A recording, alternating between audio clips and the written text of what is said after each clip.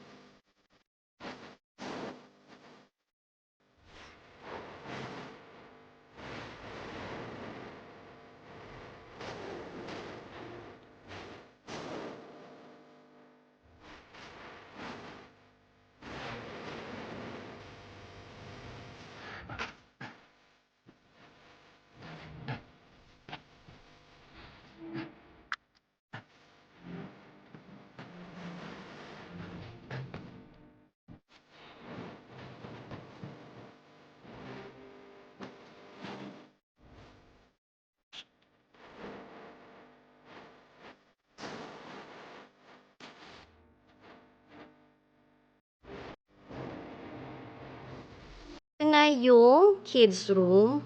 And gray and white lang yung theme namin ngayon.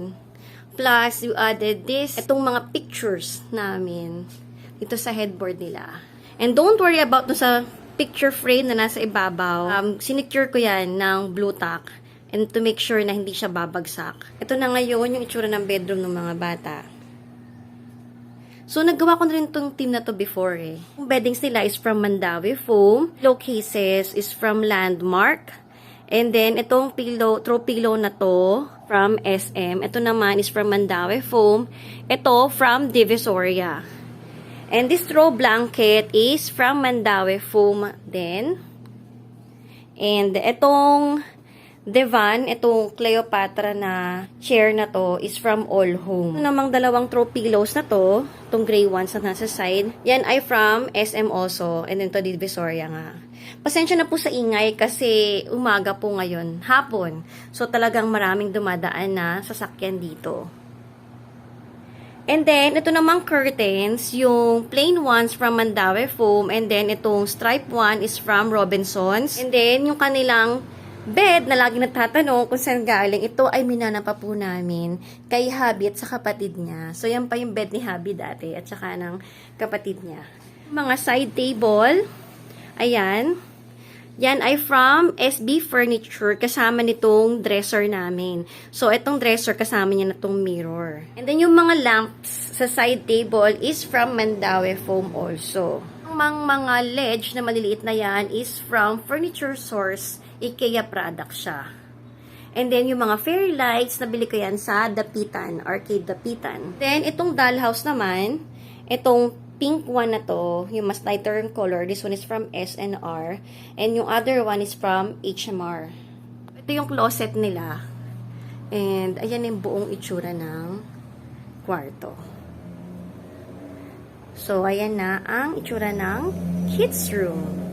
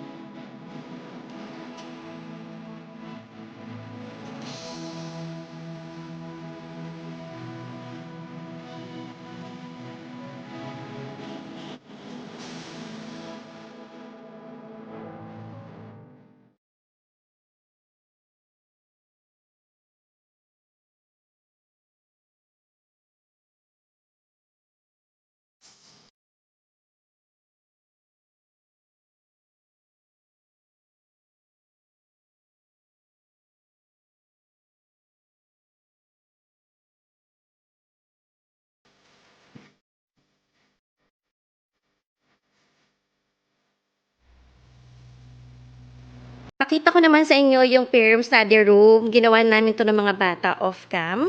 Tulong-tulong kami nag-ayos nito. So, ayan na siya ngayon. Ayan, napalitan na namin yung beddings dito at saka yung mga throw pillow cases. So, ito yung buong kwarto, guys. Lahat ng mga bata, tinulungan akong ayusin tong area nila.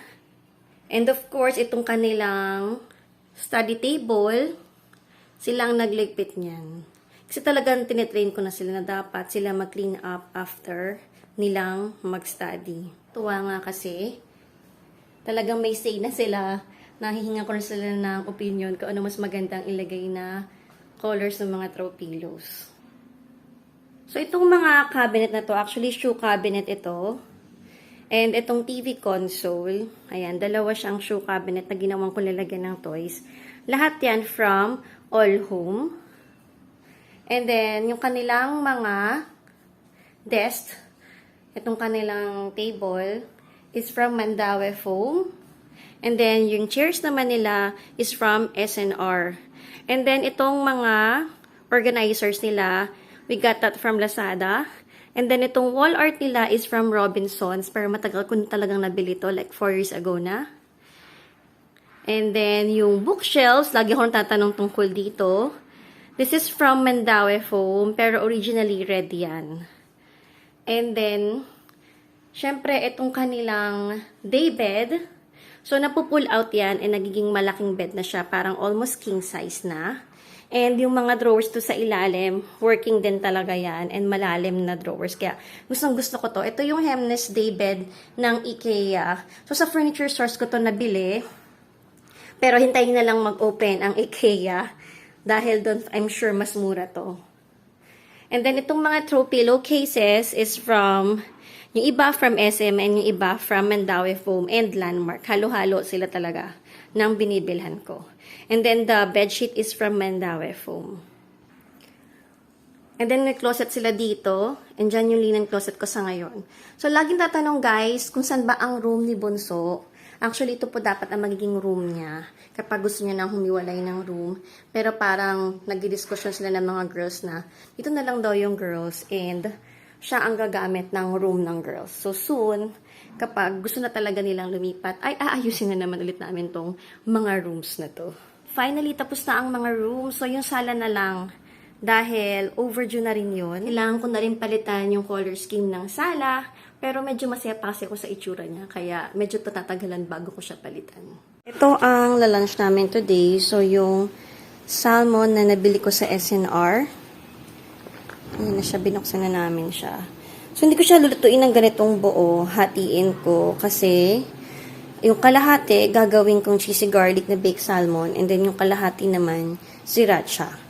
Kasi I'm not sure kung kakainin nung girls yung cheesy garlic na salmon. Pero sana nga, isa na lang para isang gawaan. O, ayan siya. Kasi ayoko siyang putulin sana. Ang ganda-ganda lang yung tignan na ganyan siya kalaki. Pero, yun na nga. Baka hindi kainin nung kambal. Ayan na, nahati ko na yung salmon. And ang pangit nung isa, oh. Kasi hindi siya kasali sa lalagyan. So, pinutol ko na lang. So, ito yung pang sriracha. Ito yung pang cheesy garlic. And now, binrashan ko pala yung baking dish ng oil bago ko nilagay yung salmon. Season muna pala natin yung ating salmon ng salt and pepper muna.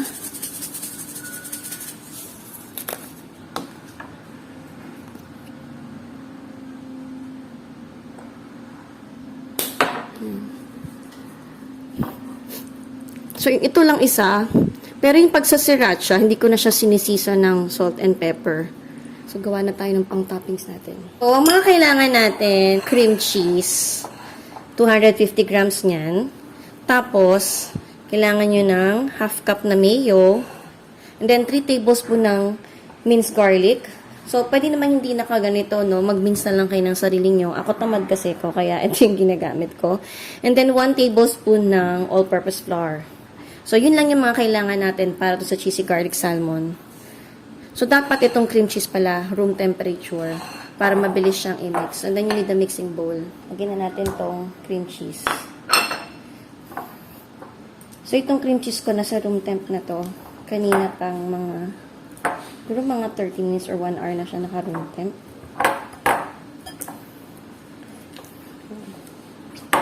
So, dudurugin ko lang siya.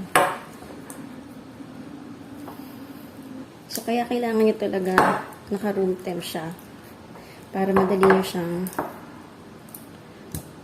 madurog.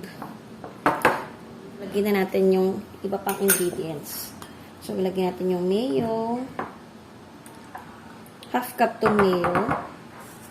1 tablespoon na all-purpose flour. And then, lagyan natin ng garlic.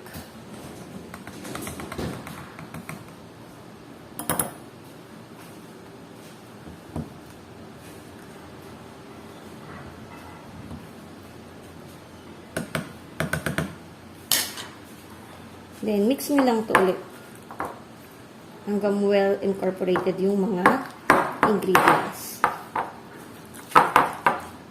So, ayan na, kapag na-mix nyo siya ng mas maayos na, ganito na yung magiging itsura niya. Tapos, ilalagay natin siya sa top ng salmon natin.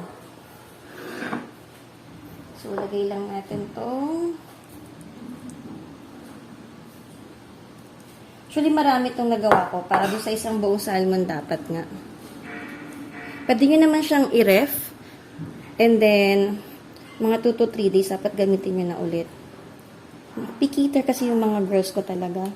Hindi pa sila mahilig sa mga ganito. Si Bunso ang sobrang gusto ng baked salmon. Spread nyo lang siya evenly sa top ng salmon. Sorry guys sa mga ingay. Umaga kasi ngayon eh. Alam nyo na yan. Maingay dito sa paligid namin. Ba't wala akong mapifeel pag hindi nag-feel ng umaga? Pag gusto nyo pang dagdagan nyo lang. So, ito tingin ko kulang pa yung sa gilid niya. Pwede nyo bawasan yung garlic pag ayaw nyo na masyadong garlicky. And then, gusto ko tong itap pa ng quick melt na grated cheese. Para mas cheesy talaga. Dahil alam niyo naman, sabi ko sa inyo, sobrang mahilig kami sa cheese. Sa pamilyang to, grabe kami talaga mag-cheese.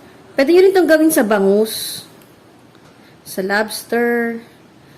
Since salmon lang meron kami, ito na ginamit ko. Okay. Then, mag-grate lang tayo ng cheese sa ibabaw ng ating salmon. Pwede rin naman huwag nyo nang gawin itong paglalagay ng cheese. Pero yun nga, kamay gusto namin talaga ma-cheesy. Also, yung iba nilalagyan din ng lemon yung salmon. Iniiskisa nila ng lemon. Kaso, yung anak ko medyo, pag masyadong lemon yung taste, yun din niya. So, ayan, ikalat lang natin. Ating cheese. And, ayan, may tira pang konti, kaya hindi ko itatabi ko. Sasama ko na lang din. And then, tap ko lang siya ng konting parsley. Then, next, gawa na tayo ng, para sa sriracha salmon. So, all you need is sriracha, honey, at saka soy sauce. So, yun lang. Tatlong napakadaling ingredients lang.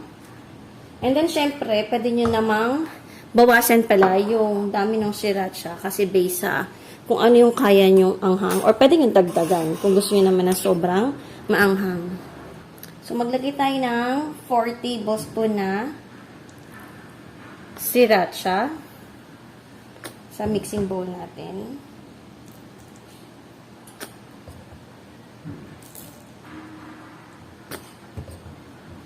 Pwede nyo i-reduce pag masyado kayong hindi mahilig sa maanghang.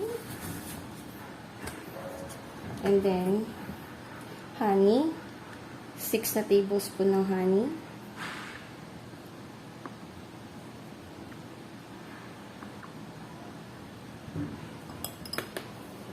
Pwede nyo rin palang i-half lang yung sauce ninyo pag gusto nyo.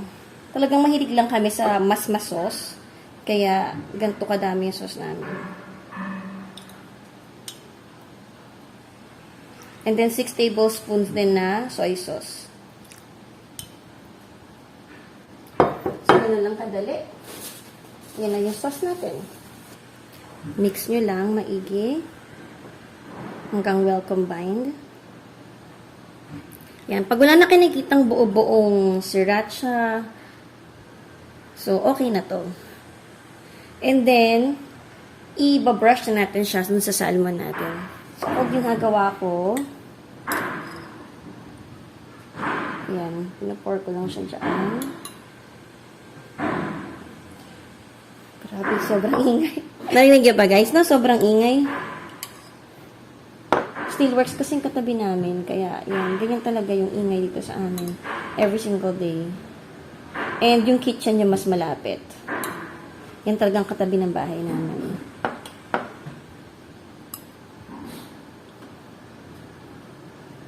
Yung half muna yung nilagay ko na sauce. And then mamaya, dadagdagan ko pa yan while baking. And then we will bake this, itong dalawang to sa preheated oven ng 350 degrees Fahrenheit or 175 C for around mga 25 minutes or 30 minutes. Depende kapag nakita nyo na luto na yung salmon nyo. At dahil may tira pa akong yung creamy garlic na cream cheese, at meron akong nilalamig na sarap na monay, gagawa tayo ng Korean garlic bread. Pwede na akong gawa ng sarili kong tinapay. Tamad akong gawa ng tinapay. So, nalagay ko lang tong, hiniwa ko lang yung monay sa apat. Ito lang siya titira naming monay. Apat na piraso na lang nasa rep namin. Lamig na siya. Tapos, papipe ko lang tong garlic. Cream cheese garlic natin sa loob. Ayan.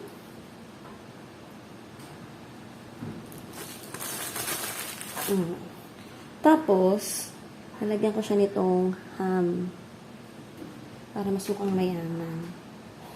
Mayaman eh, no? Insertan ko lang siya ng mga ham. Para mas mukhang mas masarap. Siyempre, pwede hindi nyo nalagyan ng ham pag ayaw nyo. Yan. Panisip ko, parang mas maganda. Nilagay ko muna yung ham bago ko lagay yung cream cheese. Para mas madali. There.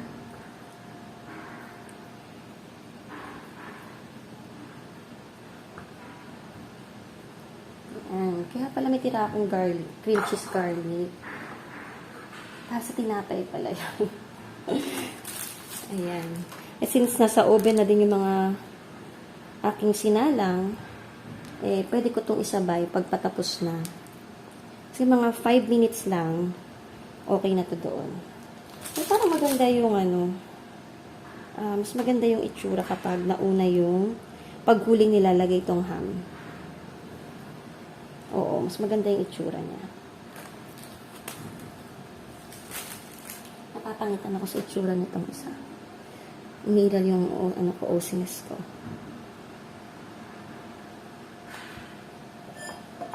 So, tatanggalin ko muna ulit to. Dahil gusto ko yung mas maganda itsura.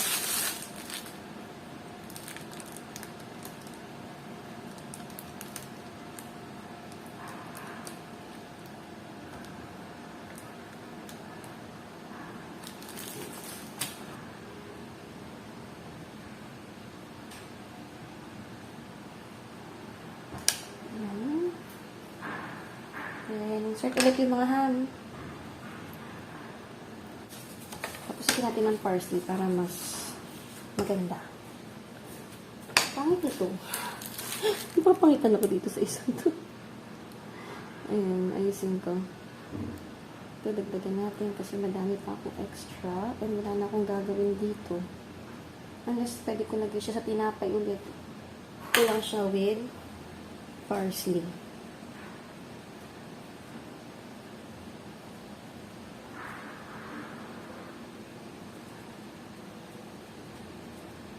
Saan ko na to sa oven.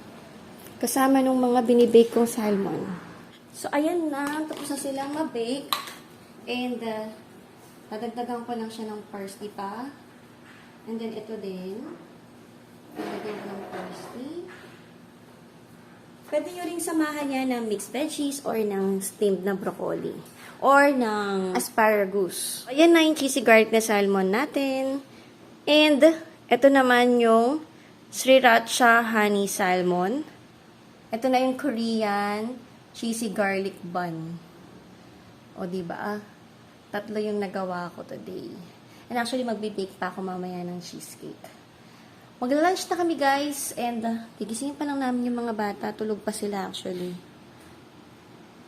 Ulam o yung kasama rice? Kasama rice, kahit alin. Ulam, kasama rice, kahit alin. Basta, tinry mo.